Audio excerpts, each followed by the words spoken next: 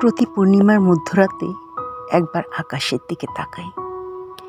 গৃহত্যাগী হবার মতো জ্যোৎস্না কি উঠেছে? বালিকা ভোলানো জোছনা নয়, যে জোছনায় বালিকারা ছাদের রেলিং ধরে ছুটোছুটি করতে করতে বলবে, ও মা গো কি সুন্দর চাঁদ।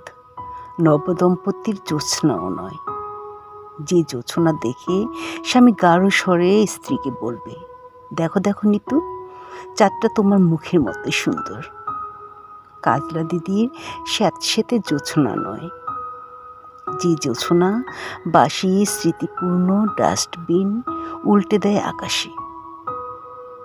কবির জোছনা নয়, যে জোছনা দেখে কবি বলবেন, কি আশ্চর্য, রূপার থালার মতো চাঁদ।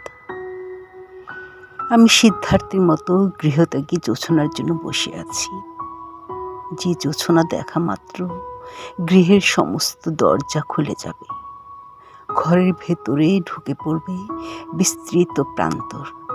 প্রান্তরে হাঁটবো হাঁটবো আর হাঁটবো।